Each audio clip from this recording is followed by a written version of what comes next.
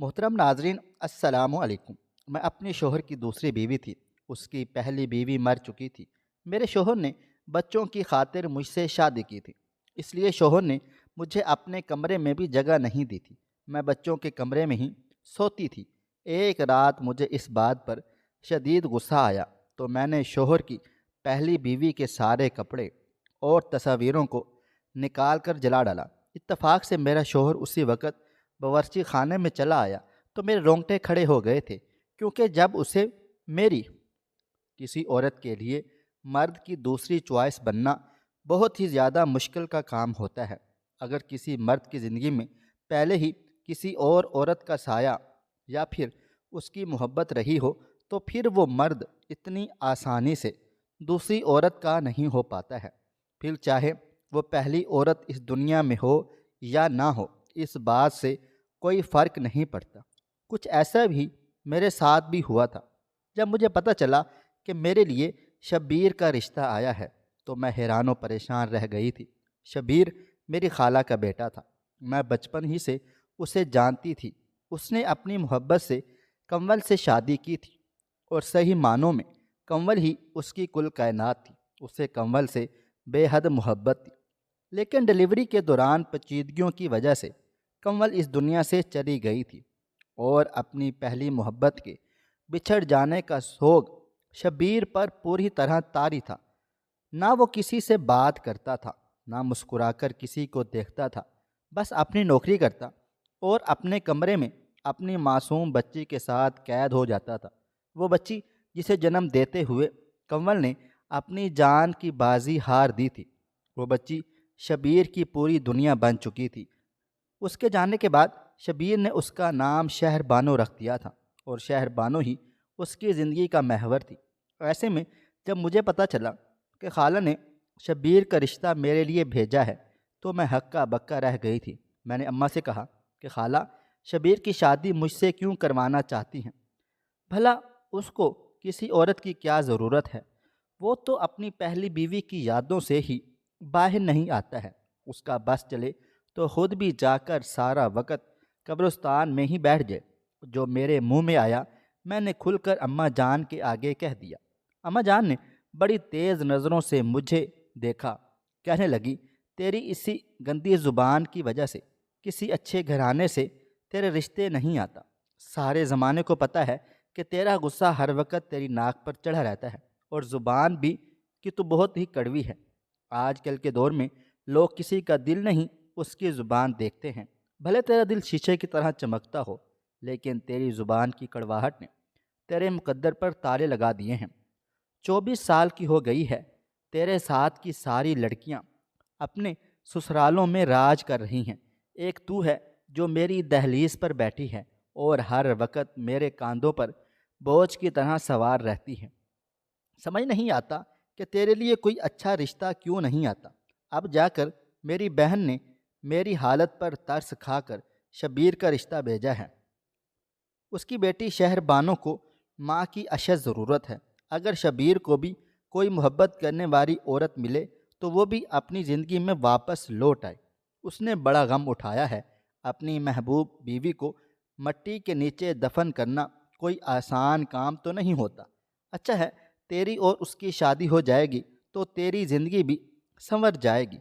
شاید کی نوکری بھی بہت اچھی ہے، اپنا گھر بار ہے، گاڑی ہے، اور سب سے بڑی بات یہ ہے کہ اس کی محبت اس سے بچھڑ گئی ہے۔ ایسے مرد کو اگر کوئی عورت محبت سے اپنے قریب کرنا چاہے تو پھر وہ اس عورت کے ساتھ ایسے جڑ جاتا ہے کہ اسے ایک آنے بھی برابر تکلیف نہیں ہونے دیتا۔ سوچ، اگر تو نے شبیر کی زندگی میں اپنی جگہ بنا ڈالی تو وہ تجھے کیا مقام دے گا؟ تیری ذرا سی تکلیف پر تڑپ اٹھے گا، کیونکہ اس نے بیوی کو کھونے کا غم دیا ہوا ہے، اٹھایا ہے۔ اماں نے اپنا ہی فلسفہ جھاڑ ڈالا تھا، اور میں آنکھیں پھاڑے اماں جان کو دیکھ رہی تھی۔ ایک ایسا مرد جو کسی اور عورت کی محبت میں مبتلا رہا ہو، جو کسی اور کے ساتھ اپنی خوشیاں بانٹ چکا ہو، میں بھلا اس سے محبت کیسے کر سکتی تھی؟ شبیر کو بیوی نہیں، شہر بانوں کے لیے ماں چاہیے تھی، اور یہی بات سچ تھی۔ لیکن میری ماں مجھے پتہ نہیں محبت کے کون سے فلسفے سنا رہی تھی۔ میں نے صاف انکار کر دیا کہ میں شبیر جیسے شادی شدہ آدمی سے شادی ہرگز نہیں کروں گی۔ اماں جان مجھ پر نظر ڈال کر خاموش ہو گئی۔ اماں جان کو پتہ تھا میں جو کہہ دیتی تھی اسی بات پر بری طرح ڈٹ جایا کرتی تھی، اور اب بھی میرے شبیر سے شادی کرنے کا کوئی ارادہ نہیں تھا۔ اماں نے خالہ کو انکار کا جواب تو نہ دیا، لیکن وہ دوبارہ گھر میں اس بارے میں کوئی بات چیت نہیں کی تھی۔ ہفتہ گزرا تو میری بڑی بہن ہمارے گھر رہنے کے لیے آئی تو اماں نے نہ جانے اس سے کیا بات کہی کہ وہ آدھی رات میں ہی میرے کمرے میں آ گئی تھی۔ میں بڑی مزے سے لیٹ کر ٹی وی دیکھ رہی تھی۔ میری بہن نے ٹی وی کا ریموٹ اٹھایا، ٹی وی بند کیا اور کہنے لگی، ساری زندگی تنہا رہنے کا ارادہ ہے کیا؟ ایک وقت پر یہ ٹی وی بھی انسان کو بوجھل کر دیتا ہے۔ اس پر آنے والی رنگین زندگی دیکھ کر انسان خود کو بھی رنگینیوں کی خواہش ہونے لگتی ہے۔ تیرے بالوں میں سفید چاندی اترے اس سے پہلے تو اپنے مستقبل کے بارے میں سوچ۔ باجی کی بات سن کر میں ان کی طرف دیکھنے لگی اور مجھے یہ سمجھنے میں بالکل بھی وقت نہ لگا تھا کہ اماں جان نے باقاعدہ منصوبہ بندی کے تحت باجی کو میرے پاس بھیجا ہے۔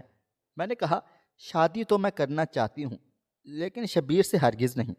باجی نے میری طرف دیکھا اور کہنے لگی، پھر بتا تیرے لیے کون سا اچھا رشتہ آج تک آیا ہے جس کے لیے ہمیں ہاں کرنی چاہیے تھی، یا کون سی گھر کے باہر رشتوں کی لائنیں لگی ہوئی ہیں۔ تجھے پتہ ہے ابا جان سبزی کا ٹھیلا لگاتا ہے، گھر کے حالات مشکل سے ہی چلتے ہیں، اوپر سے تو جو بڑھ بڑھ کر ہر معاملے میں بولتی ہے اور ہر جگہ جا کر کسی نہ کسی بات پر لڑائی جھگڑا شروع کر دیتی ہے۔ تیری اس فطرت کی وجہ سے لوگ تجھ سے پہلے ہی دور بھاگتے ہیں۔ تجھے کیا لگتا ہے کہ کون عورت تجھ جیسی لڑکی کو اپنے گھر کی بہو بنائے گی کہ جس کی زبان کے سارے قصے جہان بھر میں مشہور و معروف ہوں؟ باجی کی بات سن کر میں تل ملا سی گئی تھی۔ میں نے کہا، میں سچ بات کہتی ہوں، اور وہ یہ بات ہے کہ لوگوں کو کڑوی لگتی ہے۔ میں نے کبھی کوئی غلط بات تو کہی نہیں، اور اب بھی یہ بات سچی ہے کہ شبیر مجھے اپنی بیٹی کے لیے قبول کرے گا، اپنے لیے ہرگز نہیں۔ باجی نے میری طرف دیکھا اور کہنے لگی، ہاں ہاں میں جانتی ہوں تیرا دل بالکل صاف ہے، لیکن سوچ اگر شادی کے بعد تو شہر بانوں کا بہت زیادہ خیال رکھے گی، اس سے پیار محبت کرے گی، تو کیا شبیر کے دل میں تیری جگہ پیدا نہیں ہوگی؟ اور اگر تو اس کے بچے کی ماں بن گئی تو پھر اس کے دل میں تو خود بخود تیرے لیے جذبات آ جائیں گے۔ یہ بات کیوں نہیں سوچ رہی ہے کہ ایک عورت چاہے تو پتھر سے پتھر مرد کو بھی پگھلا سکتی ہے؟ اماں ابا تیری شادی کو لے کر بہت زیادہ پریشان ہیں۔ ابا جان کے پاس تو تجھے دینے کو جہیز بھی نہیں ہے۔ اچھا ہے، سادگی سے تیری شادی بھی ہو جائے گی، تیرا گھر بھی بس جائے گا، اور پھر خالہ تو اپنی ہی ہے، وہ جانتی ہے تیرا دل کتنا پاک ہے، اور وہ تیری گندی زبان پر تجھے باتیں بھی نہیں سنائے گی۔ انہیں تجھ سے بے انتہا محبت جو ہے، ورنہ شبیر کو اب بھی لڑکیوں کی کوئی کمی کوتاہی نہیں ہے، اچھا خاصا ہینڈسم ہے، خوب کماتا ہے۔ خالہ جس لڑکی کو چنے گی وہ خوشی خوشی شبیر کی بیوی بن جائے گی، لیکن تیرے مزاج نہیں ملتے۔ باجی ساری رات میرے کانوں میں دھیرے دھیرے یہی بات انڈیلتی رہی کہ شبیر سے شادی میں ہی میرے لیے آخری آپشن ہے، اور صبح تھک ہار کر میں نے شادی کے لیے حامی بھر لی۔ اماں جان نے خالہ کو خبر بھجوا دی، اور ایک ہفتے کے اندر ہی اندر میرا اور شبیر کا نکاح ہو گیا، اور میں سادگی سے رخصت ہو کر خالہ جان کے گھر پہنچ گئی تھی۔ میں سرخ جوڑے میں بالکل سادہ سی دلہن بنی شبیر کے کمرے میں اس کے بیڈ پر بیٹھی تھی، مگر شبیر کی بجائے میری خالہ کمرے میں آئیں اور انہوں نے شہر بانوں کو میری گود میں ڈال دیا۔ کہنے لگی، شبیر چاہتا ہے کہ آج سے ہی تم بانوں کی ذمہ داری اٹھا لو۔ میں نے تو اسے بہت کہا تھا کہ آج کی رات بانوں کو میں اپنے پاس رکھ لیتی ہوں، لیکن وہ نہ مانا۔ میری بیٹی، تم اس بات پر ناراض ہرگز نہ ہونا۔ خالہ نے مجھے بانوں کی فیڈر اور اس کے کپڑے وغیرہ دیے اور خود اپنے کمرے میں ہی چلی گئی، اور میں اپنی گود میں موجود 2 مہینے کی بانوں کو آنکھیں پھاڑ پھاڑ کر دیکھنے لگ گئی تھی۔ رونمائی کے تحفے کی بجائے مجھے سیدھا ایک عدد بچی گود میں ملی تھی، اور اس بات کو قبول کرنا میرے لیے بڑا ہی مشکل کام تھا۔ میں تو شبیر کے انتظار میں تھی، لیکن وہ کمرے میں آیا ہی نہیں تھا۔ ساری رات میں بانو کو اٹھا کر ٹہلتی رہی، کیونکہ وہ زاروں قطار رو رہی تھی۔ پتہ نہیں اسے کیا تکلیف تھی، یا پھر شاید اسے نیند نہیں آ رہی تھی۔ پوری رات وہ روتی ہی رہی، اور پھر فجر کی اذانوں کے وقت جا کر وہ سوئی، تو میں بھی اس کے برابر لیٹ کر گہری نیند سو گئی تھی۔ جب میری آنکھ کھلی تو شبیر صوفے پر سو رہے تھے۔ میری نظریں خود بخود شبیر کے وجود کا احاطہ کرنے لگی تھیں۔ وہ واقعی ہی بہت جوان اور ہینڈسم تھے، انہیں کوئی بھی لڑکی مل سکتی تھی، لیکن ایک ایسے مرد سے کوئی عورت شادی کیوں کرتی ہے جس کے دل میں پہلے ہی ایک عورت براجمان تھی؟ کمل کا خیال آتے ہی میرا دل کھٹا سا ہو گیا تھا۔ کمل بہت زیادہ خوبصورت اور حسین و جمیل تھی، اس کے آگے تو میں کچھ بھی نہیں تھی۔ پھر بھلا شبیر مجھ پر توجہ کیوں دیتا؟ میں نے اپنے جذبات کو دل میں قید کر لیا اور اپنے آپ سے یہ وعدہ کر لیا کہ میں شبیر کے پیچھے نہیں بھاگوں گی، بلکہ بانو سے محبت کروں گی اور اس کا خوب خیال رکھوں گی، اور یہی میری زندگی کا مقصد ہوگا۔ لیکن نکاح ایک ایسا رشتہ ہے جو خود بخود دل میں محبت ڈال دیتا ہے۔ 2-4 دن تک تو شبیر مجھے نظر انداز کر کے اپنے کاموں میں لگے رہے، اور میں بھی اس طرح بانوں کے ساتھ مصروف رہی تھی۔ لیکن جب ہفتہ گزرا تو مجھے احساس ہوا کہ شبیر کا مجھے نظر انداز کرنا مجھے کس قدر ناگوار گزر رہا تھا۔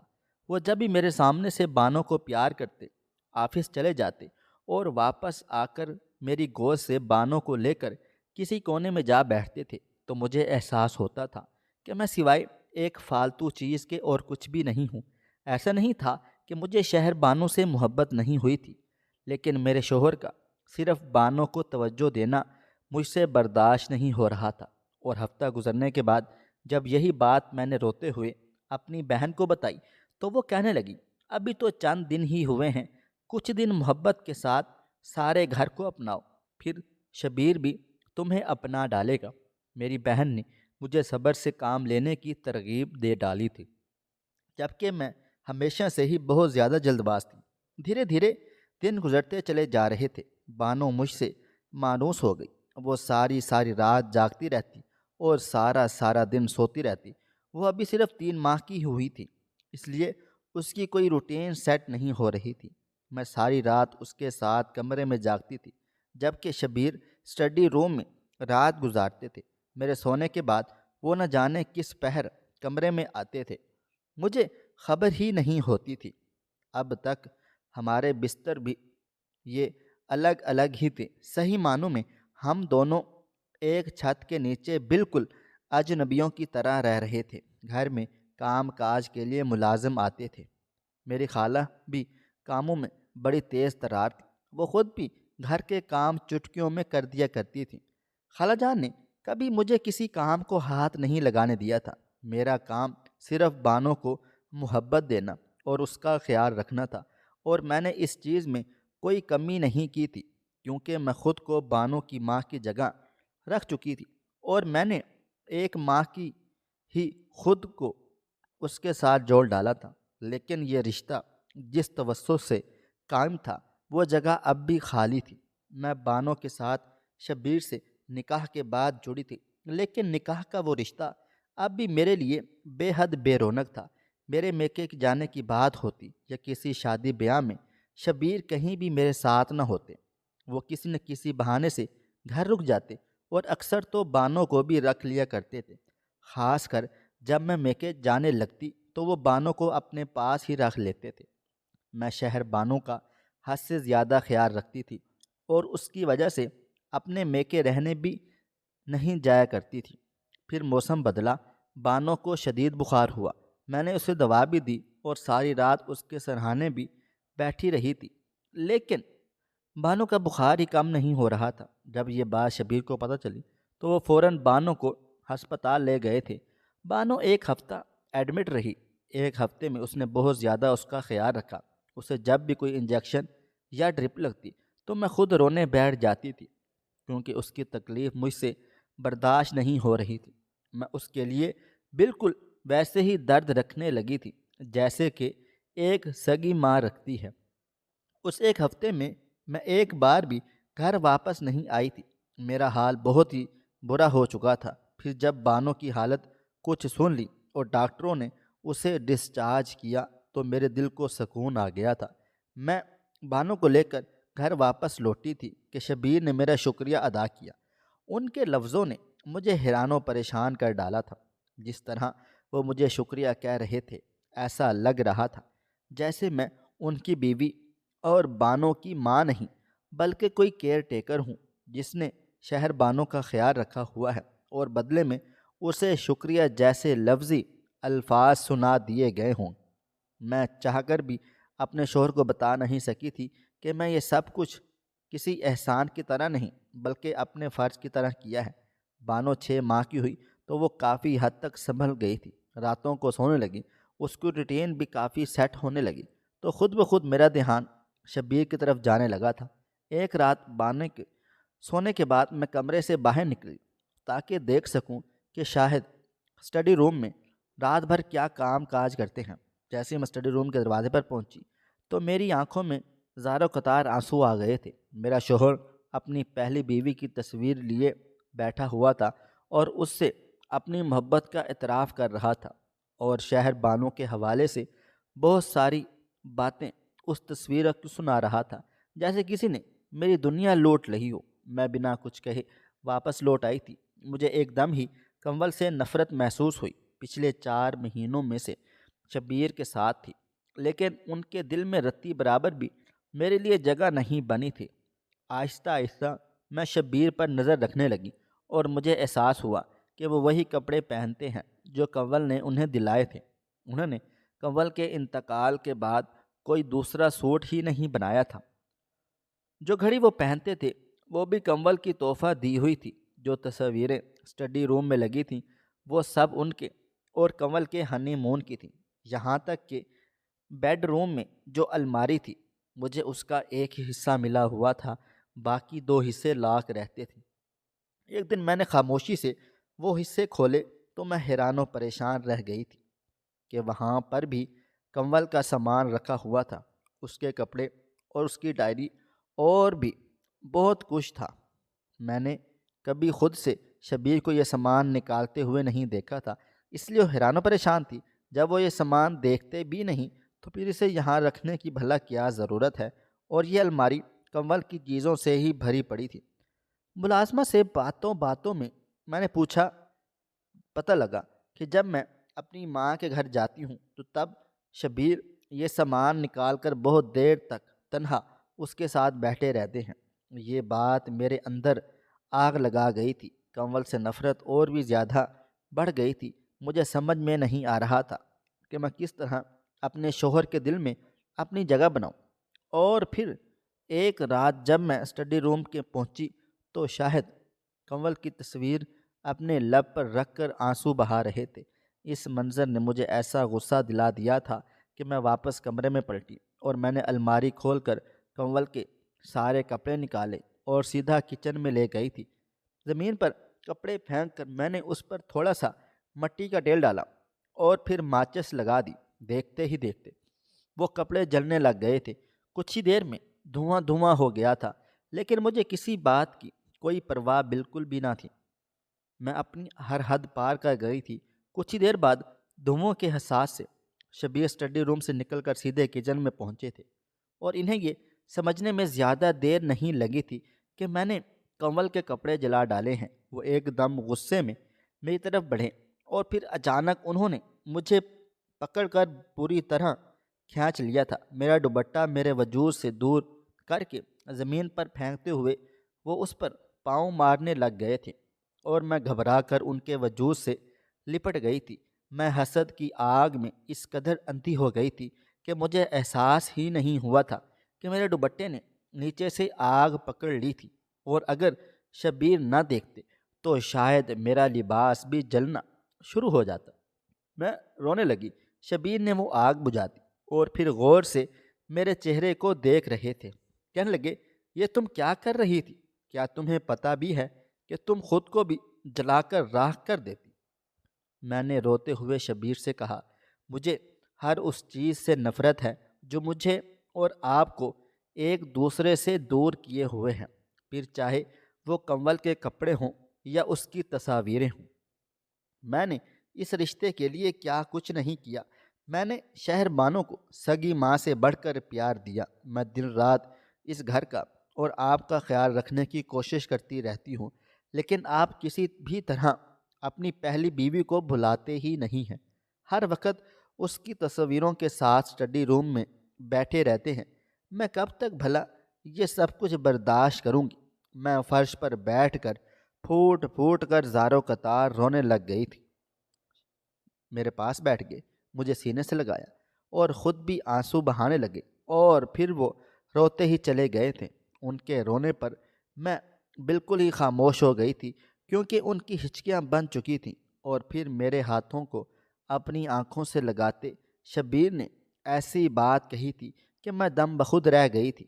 وہ کہنے لگے، میں خود بھی کنول کے غم کو اپنے دل سے نکالنا چاہتا ہوں، اپنی زندگی میں آگے بڑھنا چاہتا ہوں، لیکن میرے دل میں جو غبار تھا مجھے اسے بہانے کا کبھی موقع ہی نہ ملا۔ میں مرد ہوں نا، سب نے یہی کہا کہ مرد روتے نہیں، صبر کرتے ہیں، ہمت رکھتے ہیں، لیکن اس صبر نے، اس ہمت نے مجھے پوری طرح توڑ ڈالا تھا۔ مجھے افسوس ہوتا ہے کہ میں نے کنول کے جنازے پر آنسو کیوں نہیں بہائے تھے۔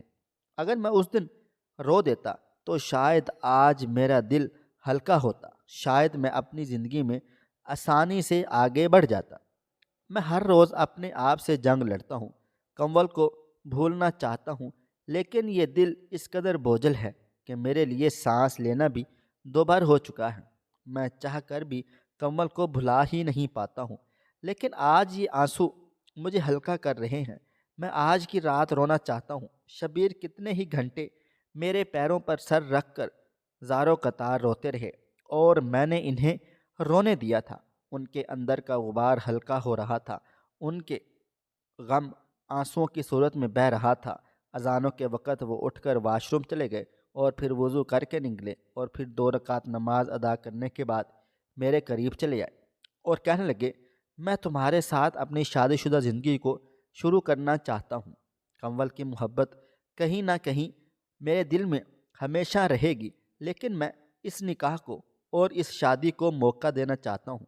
دھیرے سے شبیر نے مجھے اپنے سینے سے لگا لیا تھا اور میں نے خود کو ان کے سپرد کر دیا تھا۔ میں جان گئی تھی کہ ایک مرد بظاہر کتنا ہی لمبا چوڑا اور مضبوط کیوں نہ ہو، لیکن وہ اندر سے وہ بھی ایک حساس دل رکھتا ہے۔ ایک مرد کو بھی رونے کی اجازت ہونی چاہیے، تکلیفوں پر اسے آنسو بہانے دینا چاہیے، تاکہ اس کے دل کا بوجھ ہلکا ہو جائے اور وہ اپنے دل کے بوجھ تلے دبا نہ رہے۔ شبیر بھی بالکل ہلکے ہو چکے تھے۔ کنول کی محبت ان کے دل سے مٹ تو نہیں سکتی تھی، لیکن اب ان کے دل میں اتنی وسعت ضرور پیدا ہو گئی تھی کہ میری محبت کہیں نہ کہیں اپنی جگہ ضرور بنا لیتی۔ میں نے ایک نظر سوتی ہوئی شہر بانوں پر ڈالی تھی، اور پھر اس کے ماتھے کو چومتے ہوئے میں نے خود کو شبیر کے حوالے کر دیا تھا۔ کبھی کبھی کچھ رشتوں کو بنانے کے لیے انسان کو بہت قربانیاں دینی پڑ جاتی ہیں۔ میں نے بھی اپنے اور شبیر کے رشتے کے لیے بہت ساری قربانیاں دی تھی، بہت کچھ جھیلا تھا، کئی مہینوں تک اپنے شوہر سے دور رہی تھی، لیکن پھر میری محبت اور میری نیت دیکھ کر شاہد نے خود مجھے محبت سے اپنا ڈالا تھا، اور آج بانوں کے ساتھ ہمارا ایک بیٹا زین بھی ہے، میرا اور شبیر کا بیٹا۔ باجی نے بالکل ٹھیک کہا تھا، جب تمہارے اور شبیر کے بچے ہوں گے تو تمہاری جگہ خود بخود مضبوط ہو جائے گی۔ آج شبیر مجھ پر ذرا سی بھی آنچ نہیں آنے دیتے۔ مجھے دھکا بھی لگے تو وہ چیخ اٹھتے ہیں، میری ہر تکلیف پر دوڑے چلے آتے ہیں۔ میں بیمار ہو جاؤں تو ساری رات میرے سرانے بیٹھے رہتے ہیں۔ ایک مرد جس نے اپنی محبت کو پہلی کو کھو ڈالا ہو، دوسری محبت کے لیے ہی اتنا احساس ہو جاتا ہے۔ میری زندگی نے میری سوچ کو بالکل غلط ثابت کر دیا تھا کہ ایک عورت کے لیے ایک مرد کی دوسری چوائس بننا یا اس کی دوسری بیوی بننا بہت مشکل کام ہے۔ اگر ایک عورت ثابت قدمی کے ساتھ اپنی محبت پر جمی رہے، اپنے شوہر سے وفادار رہے، تو وہ بہت آسانی سے دوسری چوائس ہونے کے باوجود اپنے شوہر کی نظر میں سرخرو ہو سکتی ہے، اس کے دل میں جگہ پا سکتی ہے۔ میں نے بھی شبیر کے دل میں اپنی جگہ پا ڈالی تھی۔ میں سب لڑکیوں سے یہی کہوں گی، اگر آپ کو زندگی میں ایسا کوئی مرد ملے جس کی پہلی بیوی کسی بھی وجہ سے اس سے دور ہو گئی ہو، تو اس سے دوسری شادی کرنے میں بالکل بھی نہ ہچکچائیں، کیونکہ جو مرد اپنی پہلی بیوی کو کھو چکا ہوتا ہے وہ دوسری بیوی کو لے کر نہ صرف حساس ہوتا ہے بلکہ بہت زیادہ قدردان بھی ہوتا ہے۔ ایسے مردوں سے نکاح کرنے میں کبھی نہ ہچکچائیں جو اپنی پہلی محبت کو کھو چکا ہو۔ مرد محبت میں بالکل ضدی بچوں جیسا ہوتا ہے۔ جس طرح ایک بچہ اپنے کسی پسندیدہ چیز یا کھلونے کے لیے انتہائی خود غرض ہو جاتا ہے، اسے سب سے چھپا کر رکھتا ہے کہ وہ بس اسی کا ہی ہے، ایسے ہی مرد بھی جس عورت سے محبت کرتا ہے اسے چھپا لینا چاہتا ہے کہ نہ اسے کوئی دوسرا دیکھے، نہ اس کی کوئی چاہ کر سکے، وہ بس اسی کی ہے۔ مرد کمزور یا بیوقوف ہرگز نہیں ہوتا، بس محبت میں ہار جاتا ہے۔ بڑے سے بڑا زخم جسم پر لگ جائے مرد نہیں روتا، لیکن وہ عورت جسے وہ دل سے چاہتا ہے اسے کھو دینے کا ڈر مرد کا حوصلہ توڑ کر رکھ دیتا ہے۔ بہت خوش نصیب ہوتی ہے وہ عورت جس کے لیے مرد روتا ہے۔ میں نے کہیں سنا تھا کہ مرد جب روتا ہے تو وہ مگر مچھ کے آنسو ہوتے ہیں، لیکن نہیں، مرد جب روتا ہے تو وہ کرب کی انتہا ہوتی ہے، وہ اس کی بے بسی کی آخری حد ہوتی ہے۔ آخر کچھ تو اس نے ضرور ایسا کھویا ہوگا جو اس نے کبھی بہت سنبھال کے رکھا ہوا ہوگا۔ کوئی تو خواب ہوگا جو اس کی آنکھ سے ٹوٹ کے بکھرا ہوگا، کوئی تو ایسا دکھ درد ہوگا جو روح تک کو لہو لہان کر گیا ہوگا۔ زندگی میں اگر آپ کو کوئی ایسا مرد مل جائے تو خدا را اسے سنبھال کر رکھیے گا۔ کون کہتا ہے مرد کو درد نہیں ہوتا؟ اگر کبھی اتفاق ہو تو دکھ سے تڑپتے مرد کی سرخ انگاروں سی دہکتی آنکھوں میں ضرور جھانکنا اور دیکھنا کہ درد میں مرد کتنا اکیلا ہوتا ہے۔ مرد جب روتا ہے، میں نے سنا تھا کہ مرد جب روتا ہے تو مگر مچھ کے آنسو ہوتے ہیں، لیکن مجھے لگتا ہے کہ مرد جب روتا ہے تو وہ کرب کی انتہا ہوتی ہے۔ اس نے ضرور ایسا کچھ کھویا ہوگا جو اس نے کچھ کبھی سنبھال کر رکھا ہوگا، کوئی تو خواب ہوگا جو اس کی آنکھ سے ٹوٹ کے بکھرا ہوگا، کوئی تو ایسا دکھ درد ہوگا جو دل کو کرچی کرچی کر کے روح تک کو لہو لہان کر گیا ہوگا۔ کون کہتا ہے مرد کو درد نہیں ہوتا؟ مرد مجبور نہیں ہوتا، قصور عورت کا نہیں ہوتا، کبھی کبھی مرد کی تباہی میں عورت کا ہی ہاتھ ہوتا ہے۔ مرد بھی انسان ہوتا ہے، فرشتہ نہیں۔ کبھی دکھ سے تڑپتے مرد کی سرخ انگاروں سی دہکتی آنکھوں میں ضرور جھانکنا اور دیکھنا کہ مرد دکھ میں کتنا تنہا ہوتا ہے۔ خواہش صرف اتنی ہے کہ کچھ الفاظ لکھوں جس سے کوئی گمراہی کے راستے پہ جاتے جاتے رک جائے، اور نہ بھی رکے تو سوچ میں ضرور پڑ جائے۔ پیارے دوستو، امید کرتا ہوں کہ آپ کو یہ ہماری کہانی پسند آئی ہوگی۔ کہانی پسند آئی ہو تو ویڈیو کو لائک کریں، کومنٹس کریں، شیئر کرنا بالکل بھی نہ بھولیں، اور ہاں، اگر آپ لوگ اس چینل پر نئے ہیں تو اس چینل کو سبسکرائب ضرور کر لیں اور نوٹیفیکیشن کو ضرور دبا دیں تاکہ آنے والی کہانی سب سے پہلے آپ کو مل سکے۔ ملتے ہیں کل ایک نئی اور دلچسپ کہانی کے ساتھ، تب تک اپنا ڈھیر سارا خیال رکھیے گا۔ اللہ حافظ۔